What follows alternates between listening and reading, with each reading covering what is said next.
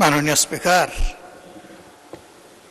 এত গুলি কামানের পরে মাত্র 8 মিনিট। আপনাকেও কামান দেওয়া হবে, বলতে থাকেন।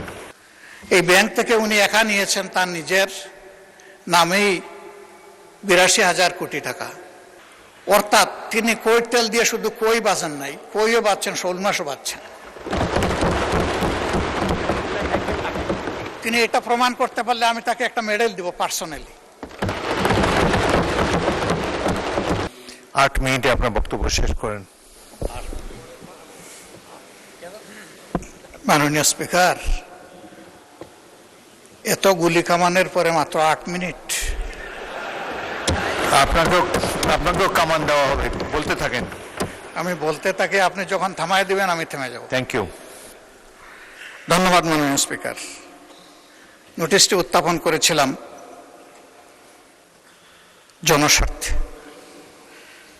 বক্তব্য সবাই যখন দেয় জনস্বার্থেই দেয়।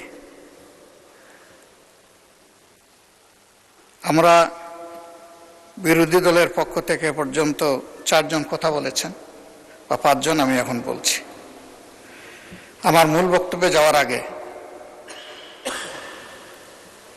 মাননীয় সংসদ সদস্য এবং স্বরাষ্ট্রমন্ত্রী খুব চমৎকার কিছু কথা বলেছেন, এগুলো একটু স্মরণ করতে চাই আমি। উনি বলেছেন যে shareholder is shareholder. সে কিভাবে শেয়ার হোল্ডার হয়েছে এটা পরে দেখা যাবে। এটা পরে কেন? এটা তো আগেই এক্সপোজ হয়ে গেছে। সারা দুনিয়া জানে, উনি জানেন না। উনার মতো একজন বিজ্ঞ মানুষ, আমি এটা বিশ্বাস করি না। এই ব্যাংক থেকে উনি একা নিয়েছেন তার নিজের নামেই 82,000 কোটি টাকা। আর তার সমুদয় শেয়ার যেগুলা তিনি কিনেছেন, 82% মালিক হয়ে গিয়েছেন, এগুলার মূল্য হচ্ছে মাত্র 12,000 কোটি টাকা। অর্থাৎ তিনি কই তেল দিয়ে শুধু কই বাঁচেন নাই, কইও বাঁচছেন, শোল মাসও বাঁচছেন। এবং সবগুলা ব্যাংক থেকে ডাকাতি করা টাকা।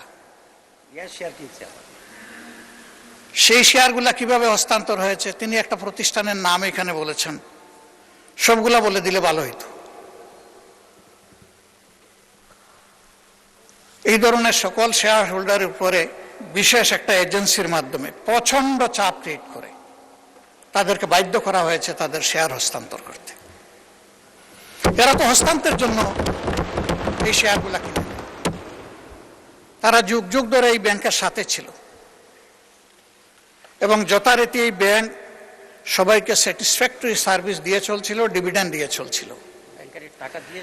একটা মাত্র ব্যাংক, যে ব্যাংক তারল্য সংকটে অন্য ব্যাংকেও হেল্প করত, এইভাবে ব্যাংকটা ডাকাতি করে আজকে এটাকে একদম দেউলিয়া করা হয়েছে। এটা করেছে ফ্যাসিস্ট সরকার।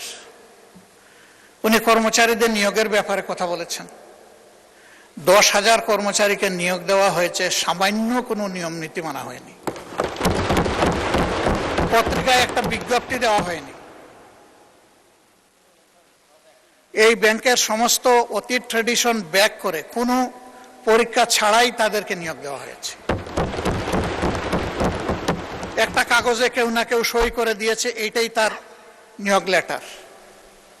মাননীয় বিরোধী দলের নেতা, আপনি ভালোই বলছেন, কিছুটা অস্পষ্টতা আমার কাছে মনে হয় যে তিনি বলতে কাকে আপনি মিন করছেন, আর যেই আমলে এভাবে নিয়োগে বৈষম্য করা হয়েছে, অবৈধভাবে নিয়োগ দেওয়া হয়েছে, সেটা কি ফ্যাসিস্ট আমলে নাকি ইন্টারিম সরকারের আমলে? ক্লিয়ার করে বললে সবাই উপকৃত হবে। জি, এটা ফ্যাসিস্ট আমলে।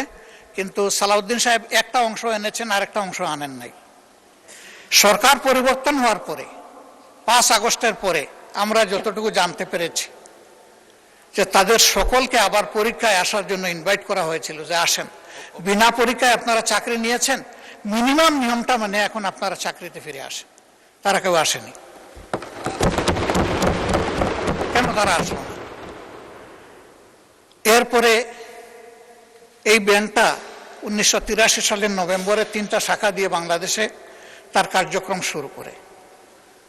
ঢাকার লোকাল ব্রাঞ্চ মতিঝিলে, আগ্রাবাদ, চিটাগাং, সিলেট, তালতলা।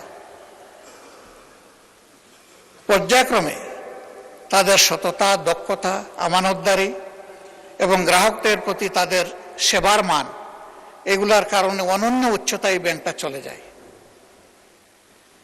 তিনি যে সমস্ত অভিযোগ আনলেন, যে কোনো একটা দলের দিকে ইঙ্গিত করে, একেবারে নাম বলে দিলেই পারতেন জামাত ইসলামী। তিনি বলছেন যে মাঝে মাঝে নেকাব খুলা ভালো, এটা খুলে দিতেন, এখানে নেকাব রাখলেন কেন উনি? যে এখান থেকে 700 টাকার একটা কি জানি 700 কোটি টাকার লোন কে নিয়েছে, এটা কোনো একটা দলের নির্বাচনী ফান্ডে ফান্ডিং করা হয়েছে। আমি এটা পরিষ্কার জানতে চাই, উনি জামাতকে এটার দ্বারা মিন করেছেন কিনা। যদি উনি মিন করে থাকেন, I am taking absolute challenge.